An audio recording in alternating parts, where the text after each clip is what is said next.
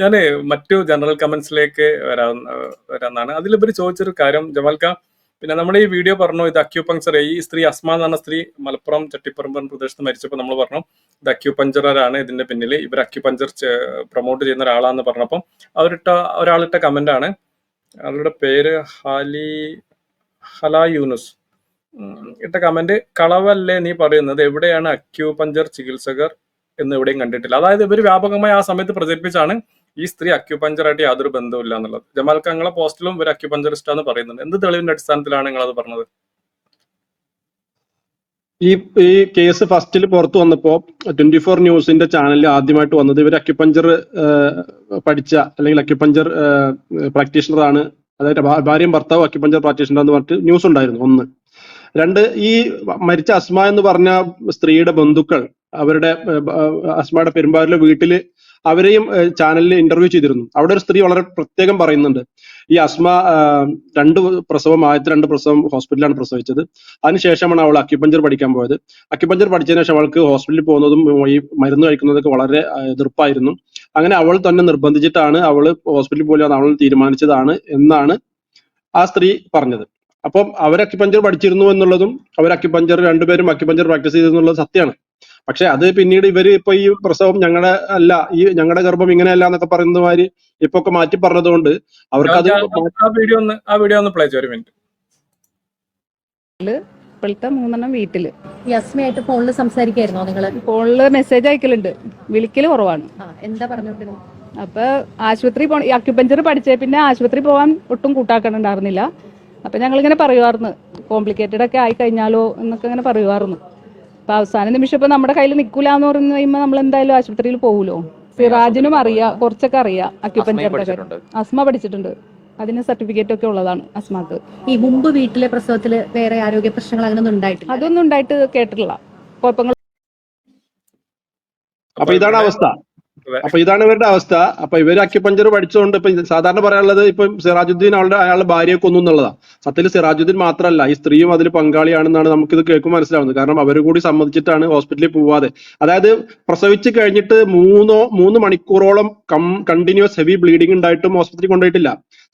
മലപ്പുറം ജില്ല ചട്ടിപ്പറമ്പ് എന്ന സ്ഥലത്ത് കോട്ടക്കലേക്ക് ആംബുലൻസിൽ പോവാണെങ്കിൽ, കോട്ടക്കൽ ഒരുപാട് നല്ല ഹോസ്പിറ്റലുള്ള സ്ഥലമാണ്, അല്ലെങ്കിൽ മലപ്പുറത്തേക്ക് പോവുകയാണെങ്കിൽ 10 മിനിറ്റ് 15 മിനിറ്റിനുള്ളിൽ എത്താൻ സാധിക്കും. അപ്പൊ കയ്യിൽ നിൽക്കില്ല എന്ന് കണ്ടാൽ, ഇപ്പൊ ആ സ്ത്രീ പറയുന്നത് കയ്യിൽ നിൽക്കൂല എന്ന് കണ്ടാൽ പോവല്ലോ എന്ന് പറഞ്ഞു അവർ പോലും പറയുന്നു.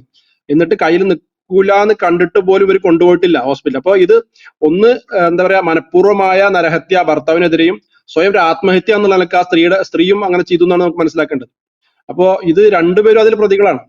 ഇതാണ് ഇവരുടെ അവസ്ഥ.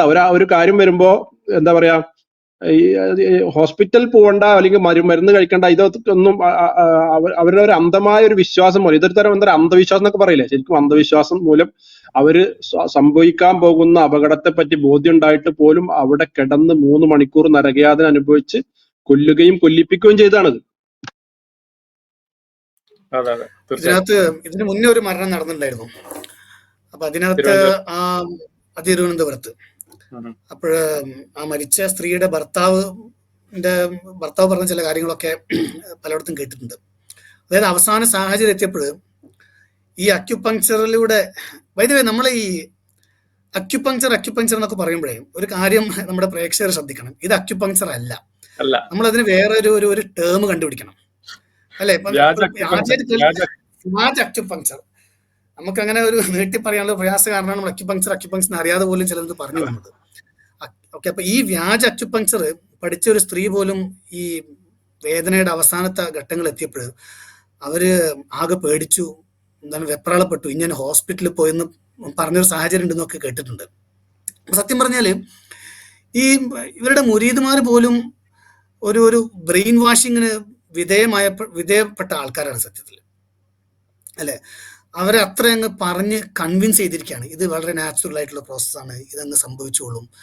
അപ്പോൾ അധികമൊന്നും ചിന്തിക്കാതെ വളരെ നിഷ്കളങ്കരായിട്ടുള്ള ആൾക്കാരാണ് ഇവരുടെ ട്രാപ്പിൽ വിട്ടുപോകുന്നത്. ഇവരുടെ കൂടെ ഈ സിംഗിൾ നീഡിൽ അക്യുപങ്ചർ എന്ന് പറഞ്ഞ സാധനം പഠിക്കുന്ന പല ആൾക്കാർ പോലും അങ്ങനെ ബ്രെയിൻ വാഷ് ചെയ്യപ്പെട്ടത് അതിൽ പെട്ടുപോണ വളരെ നിഷ്കളങ്കരായിട്ടുള്ള കുറെ ആൾക്കാരാണ്.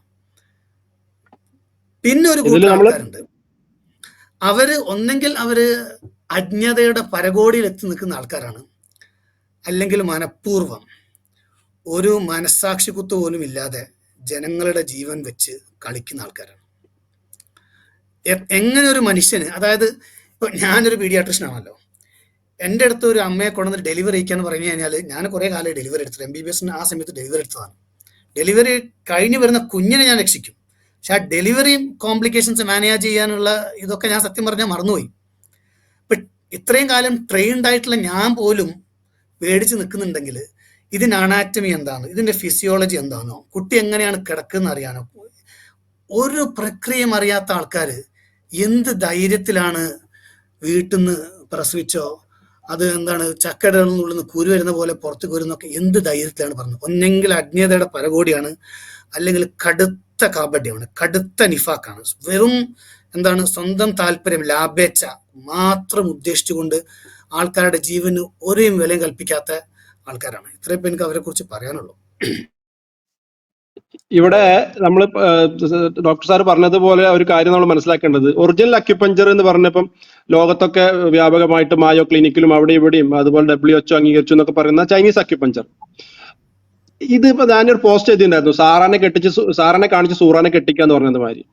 കേരളത്തിൽ ഇപ്പോ നിലവിലുള്ള ഈ വ്യാജ അക്യുപഞ്ചർ, ഷുഹൈബ് റിയാലും ടീമും പ്രചരിപ്പിച്ചുകൊണ്ടിരിക്കുന്ന ഈ അക്യുപഞ്ചർ, ഇത് ഇന്ത്യൻ അക്യുപഞ്ചർ എന്ന് പറഞ്ഞ് തമിഴ്നാട്ടിലൊരാള് എന്താ പറയുക തട്ടിക്കൂട്ടി ഉണ്ടാക്കിയതാണ്. അതായത് ശരീരത്തിന്റെ ഒരുപാട് എത്രയോ 360 എത്രയോ സ്ഥലങ്ങളിലുള്ള ഊർജ പോയിന്റുകളിൽ അവിടെയൊക്കെ ഓരോ സൂചി കുത്തിയിട്ട് അവിടെ ചില അസുഖങ്ങൾക്ക് മാത്രം, വളരെ ചുരുങ്ങിയ ചില അസുഖങ്ങൾ, പ്രത്യേകിച്ച് വേദന പോലുള്ള തലവേദന അല്ലെങ്കിൽ അങ്ങനെയുള്ള ചില ചൊറിച്ചിൽ അല്ലെങ്കിൽ അങ്ങനെയുള്ള ചില കാര്യങ്ങൾക്ക് മാത്രം കൊടുക്കുന്ന ചികിത്സയാണ് യഥാർത്ഥത്തിൽ ഒറിജിനൽ അക്യുപഞ്ചർ. ഒറിജിനൽ അക്യുപഞ്ചർ പഠിച്ച ഒരാളടുത്ത് പോയിട്ട് അവരൊരിക്കലും പ്രസവം ഏറ്റെടുക്കുകയോ അല്ലെങ്കിൽ ഹാർട്ട് അറ്റാക്ക് ഉള്ള രോഗിനെ ഏറ്റെടുക്കുകയോ കിഡ്നി ഫുള്ളായിട്ട് പോയ രോഗി ഏറ്റെടുക്കുകയോ ക്യാൻസർ പേഷ്യന്റ് ഏറ്റെടുക്കുക അവർ ചെയ്യാറില്ല. അവരിങ്ങനെ ചെറിയ ചില ലൊട്ടിലൊടുക്ക് വിദ്യകൾ ചെയ്ത് ബാക്കി നിങ്ങൾ ഹോസ്പിറ്റലിലേക്ക് പോയിക്കോളൂ എന്നും പറയുന്ന മാന്യന്മാരായ ആളുകളാണ് സാധാരണ അതിൽ ഈ ഒറിജിനൽ അക്യുപഞ്ചറിന്റെ ആൾക്കാർ. എന്നാൽ തമിഴ്നാട്ടിലുള്ള ഈ ആള് ഫസൽ റഹ്മാൻ എന്നാണ് തോന്നുന്നത് അയാളുടെ പേര്, അയാൾ ഇത് എന്താ പറയുക ഇന്ത്യൻ അക്യുപഞ്ചർ എന്ന രീതിയിലേക്ക് അത് മാറ്റുകയും എല്ലാ പോയിന്റുകളിലേക്കും ഒറ്റ പോയിന്റിലേക്ക് കൊണ്ടുവരിക, അതായത് വിരലിന്റെ ഒരു ഭാഗത്ത് ഒരു സിംഗിൾ പോയിന്റിലേക്ക് ഈ കാര്യങ്ങളൊക്കെ കൊണ്ടുവന്ന് ആ ഒരു പോയിന്റ് തൊട്ട് കഴിഞ്ഞാൽ ബാക്കിയുള്ള മൊത്തം ശരീരത്തിലുള്ള ഊർജ്ജമൊക്കെ ശരിയാവുമെന്ന് പറയുകയും ചെയ്യുന്ന ഇന്ത്യൻ അക്യുപഞ്ചർ. ഇതിന്റെ പ്രശ്നം എന്താണെന്ന് വെച്ചാൽ ഷുഹൈബ് റിയാലും ടീമും ഇത് ഇവിടെ വ്യാപകമായി പ്രചരിപ്പിക്കാനുള്ള കാരണം, ഒരു പ്രാവശ്യം ഒരു രോഗിയെ ചികിത്സിച്ചാൽ അവർക്ക് 250 റുപ്യ കിട്ടുന്നു എന്ന് മാത്രമല്ല, ഷുഹൈബ് റിയാലിന്റെ അടുത്ത് ഞാൻ ചികിത്സക്ക് പോയിട്ടുണ്ട്, 250 റുപ്യാണ് ഫീസ്. അത് മാത്രമല്ല അയാളുടെ ചികിത്സ. ഇത് നമ്മൾ ഒളിമ്പിക്സിലൊക്കെ ഓടുമ്പോൾ റിലേക്ക് ഓടുമ്പോൾ ബാറ്റും കിട്ടിയവരൊക്കെ ഭയങ്കര സ്പീഡിൽ ഓടുന്നത് മാതിരി കിട്ടിയവർ ഇത് വെച്ചിട്ട് എന്താ ക്ലിനിക്ക് തുടങ്ങുകയാണ്. ഷുഹൈബ് റിയാലിന്റെ ക്ലിനിക്കുകൾ എന്ന് പറഞ്ഞാൽ എത്രയോ ബാച്ചുകളായിട്ട് ഇങ്ങനെ മഹാഭാരതത്തിന്റെ കഥ പറഞ്ഞ ഗാണ്ഡമായി കിടക്കുക എന്ന് പറഞ്ഞാൽ ഇതിങ്ങനെ പരന്ന് കിടക്കണം. തിരുവനന്തപുരം മുതൽ കാസർഗോഡ് വരെ പല സ്ഥലങ്ങളിലായിട്ട് ബാച്ചുകളാണ്. മാത്രമല്ല ഒരു ബാച്ച് പഠിച്ചറിഞ്ഞ് കുറച്ചൊന്ന് എന്താ പറയാ ഒന്ന് ലെവലായ ആളുകൾ, ഇപ്പം സിറാജ് എന്ന് പറഞ്ഞൊരു അക്യുപഞ്ചറുകാരുണ്ട് വടകര, അയാൾ ഇപ്പൊ സ്വന്തമായിട്ട് അക്കാഡമി തുടങ്ങി. അതുപോലെ തന്നെ തിരുവനന്തപുരത്ത് ഒരുത്തൻ അക്കാഡമി തുടങ്ങിയിട്ടുണ്ട്, ആലുവയിൽ ഒരുത്തൻ അക്കാഡമി തുടങ്ങിയിട്ടുണ്ട്. അപ്പം വരുന്ന ആളുകൾ ഇപ്പൊ 100 വിദ്യാർത്ഥികൾ ഒരു ബാച്ചിൽ വന്നു കഴിഞ്ഞാൽ 100 ആളെടുത്ത് 50,000 റുപ്യ വെച്ച് മേടിച്ച് എത്ര രൂപ ഉണ്ടാവും? അത് ഒരു വർഷം പൂർത്തിയാക്കണ്ട, അതിനു വേണ്ടി അക്യുപഞ്ചർ മാസ്റ്റർ സയൻസ് ഡിപ്ലോമ എന്ന് പറഞ്ഞിട്ട് സർട്ടിഫിക്കറ്റ് കൊടുത്തു വിടുകയാണ്. ഈ പഠിച്ചിറങ്ങുന്ന അടവിരിച്ച് ഇറക്കുന്ന കോഴിക്കുഞ്ഞുങ്ങളെ പോലെ വിരിയിക്കുന്ന ഇവർ അടുത്ത് പോയിട്ട് പിന്നെ ചികിത്സിക്കാൻ നേരെ ഒരു മാനദണ്ഡവും ഇല്ലാതെ അവരെന്ത് ചെയ്യാണ്, ഒരു ക്ലിനിക്ക് തുടങ്ങുകയാണ്. അതിന് നമ്മുടെ നാട്ടിൽ സർക്കാരാണ് ഇതിന് ഉത്തരവാദി. എന്നിട്ട് അവർ ക്ലിനിക്ക് തുടങ്ങിയിട്ട് വരുന്ന ആളുകൾ അത് എത്ര വലിയ രോഗികളാണെങ്കിലും, അതായത് ഹൈ പ്രഷറുള്ള രോഗിയാണെങ്കിലും, സ്ട്രോക്ക് വന്ന പേഷ്യന്റ് ആണെങ്കിലും, രണ്ട് കിഡ്നി പോയി ഡയാലിസിസ് നിർദ്ദേശിച്ച പേഷ്യന്റ് ആണെങ്കിലും, നിങ്ങൾ നിങ്ങളുടെ മരുന്ന് മുഴുവൻ നിർത്തിക്കോളൂ, ഞങ്ങൾ ഈ വിരലിൽ ടച്ച് ചെയ്യുന്ന ഊർജ്ജ നിയന്ത്രണം മൂലം നിങ്ങളുടെ രോഗങ്ങളൊക്കെ മാറുമെന്ന് അവർ വിശ്വസിപ്പിക്കുകയാണ്. അത് വിശ്വസിച്ച് ചില ആളുകൾ അവരുടെ കൂടെ പോകുന്നു, ക്യാൻസർ മാറും എന്ന് പറയുന്നു. ഇങ്ങനെ എല്ലാ രോഗത്തിനും പ്രതിവിധി ഹോസ്പിറ്റലിലേക്ക് നിങ്ങൾ പോകേ വേണ്ട എന്ന് പറയുന്ന അത്യന്തം അപകടകരമായ ഒരു വാദമാണ്. അല്ലാതെ ഇത് വെറും ഒരു പ്രസവത്തിലേക്ക് നമ്മൾ കൊണ്ടുവരരുത്. ഇത് പ്രസവം നടന്നു മരിച്ചു അതുകൊണ്ട് നമ്മൾ ചർച്ച ചെയ്യുന്നു ചോദിച്ചാൽ, ഈ പ്രസവത്തിനേക്കാൾ ഇപ്പൊ ഷുഹൈബ് റിയാൽ മലപ്പുറത്ത് വെച്ചിട്ട് വാർത്താ സമ്മേളനത്തിൽ പറഞ്ഞെന്താ, ഞങ്ങൾ പ്രസവത്തെ അക്യുപഞ്ചറിൽ പഠിപ്പിക്കുന്നില്ല, രോഗികൾക്ക് ഏറ്റവും സൗകര്യം ആശുപത്രിയിലാണ്, അതുകൊണ്ട് രോഗികളൊക്കെ പ്രസവത്തിന് വേണ്ടിയിട്ട് ആശുപത്രിയിലാണ് പോകേണ്ടത്. ഞാൻ പലരോടും പറയാറുണ്ട് നിങ്ങൾ എന്തിനാ വീട്ടിൽ പ്രസവിക്കുന്നത് എന്നൊക്കെ. അയാൾ ഇപ്പൊ പ്ലേറ്റ് തിരിച്ചിട്ട് ഓന്തിനെ പോലെ നിറം മാറി. അതുകൊണ്ട് പ്രസവം എന്നുള്ള കാര്യം അവർ ചിലപ്പോൾ മാറ്റിയേക്കാം, എന്നാലും ഇവരുടെ കയ്യിലുള്ള അപകടകരമായ ചില വാദങ്ങളുണ്ട്. ആക്സിഡന്റ് പറ്റിയ രോഗിയാണെങ്കിൽ പോലും അക്യുപഞ്ചർ ചെയ്താൽ, വിരലിൽ ടച്ച് ചെയ്താൽ, ഒരു അക്യു ടച്ച് ചെയ്താൽ അവരുടെ രോഗം പൂർണ്ണമായി ഷിഫയാകും.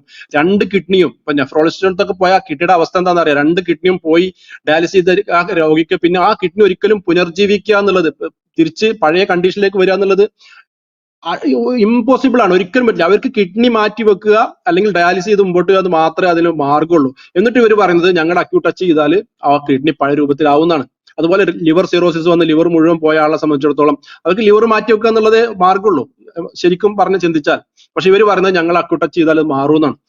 പ്രഷർ 200, 220, 180 ഒക്കെ ഉള്ള ഹൈ പ്രഷറുള്ള ആളുകൾ, അവരെ പ്രഷർ കുറക്കാൻ മരുന്ന് കഴിച്ചുകൊണ്ടിരിക്കുന്ന ആളുകളെ പെട്ടെന്ന് ദിവസം അവർ മരുന്ന് നിർത്തുകയാണ്. എന്നിട്ട് ആ പ്രഷർ രോഗി സ്ട്രോക്ക് വരികയാണ്. ഇങ്ങനെ തൈറോയിഡിന് മരുന്ന് കഴിക്കുന്ന ആളുകൾക്ക് തൈറോയിഡിന്റെ മരുന്ന് നിർത്താൻ പറ്റും. അടുത്തൊരു സ്ത്രീ മരണപ്പെട്ട കേസ് ഉണ്ടായിട്ടുണ്ട്. ഇങ്ങനെ വളരെ അപകടകരമായ കാര്യങ്ങളാണ് ഇവിടെ ചെയ്തുകൊണ്ടിരിക്കുന്നത്. ഇതിനെതിരെ ശരിക്കും എന്താ പറഞ്ഞാൽ സർക്കാർ ശരിക്കും ഒരു നിയമ നടപടിയിലേക്ക് പോയിട്ട് ഈ വ്യാജ അക്യുപഞ്ചർ കേന്ദ്രങ്ങൾ മുഴുവൻ അടച്ചുപൂട്ടാതെ ഇവിടുത്തെ അടുത്ത തലമുറയിലേക്ക് ഇവർ എത്രത്തോളം സ്പ്രെഡ് ചെയ്യുമെന്ന് നമുക്ക് ഊഹിക്കാവുന്നതിന് അപ്പുറത്താണ് എന്നാണ് മനസ്സിലായത്. കാരണം ഇതൊരു ഒരു ചൂഷണോപാധിയാണ്, അല്ലാതെ ഇവർക്ക് ആരുടെയും ചെറിയ ഫീസ് മേടിച്ച് ചികിത്സിക്കലല്ല. ഇതിങ്ങനെ ബാച്ചുകളായിട്ട് ആളുകളെ ഇങ്ങനെ കോഴ്സുകൾ കൊടുത്ത് പുറത്തേക്ക് ഇറങ്ങാണ്.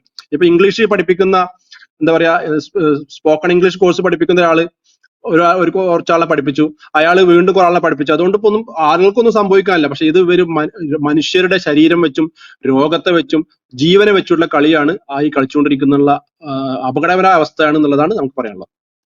അതിന് മതത്തിന് കൂട്ടുപിടിക്കുന്നുണ്ട്. തവക്കുൽ, മരണം. അതാണ് അവർ ചെയ്യുന്നത്. ഇതിലെന്തെ അപകടം സംഭവിച്ചിട്ടുണ്ടെങ്കിൽ അത് അള്ളാഹുവിന്റെ വിധിയാണ് എന്ന് പറയാന് അതില് കൃത്യമായ മറുപടി പ്രവാചകന്റെ ഹദീസ് ഉണ്ട്.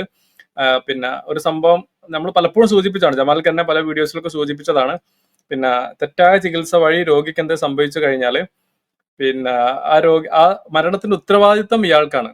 ഇപ്പൊ ഒരു സഹാബി തലക്ക് മുറിവേറ്റൊരു സംഭവം വിശദീകരിക്കുന്ന ഒരു ഹദീസിൽ പറയുന്നുണ്ട്. എന്നിട്ട് തെറ്റായ നിർദ്ദേശം നൽകി ആ രോഗി മരിച്ചു. പ്രവാചകന്റെ അടുത്തിട്ടും പ്രവാചകൻ ഇത് നിങ്ങൾ തവക്കുലാക്കണം, അത് അള്ളാഹിന്റെ വിധിയാന്നല്ല പറഞ്ഞത്. അയാൾ മരിക്കാനുള്ള ഡേറ്റ് അള്ളാഹു എഴുതി വെച്ചില്ലേ, ആ ഡേറ്റിന് മരിക്കൂല എന്നല്ല പ്രവാചകൻ പറഞ്ഞത്. നിങ്ങൾ കൊലക്ക് കൊടുത്തു, മാത്രമല്ല നിങ്ങൾക്ക് നാശം. പ്രവാചകൻ ശപിച്ചിട്ടുണ്ട് അവരെ. ആ പ്രവാചകൻ ശപിച്ച കൂട്ടരുടെ പണിയാണ് ഇവർ എടുക്കുന്നത് എന്ന് ഈ സാന്ദർഭികമായിട്ട് ഓർമ്മിക്കാനാണ്.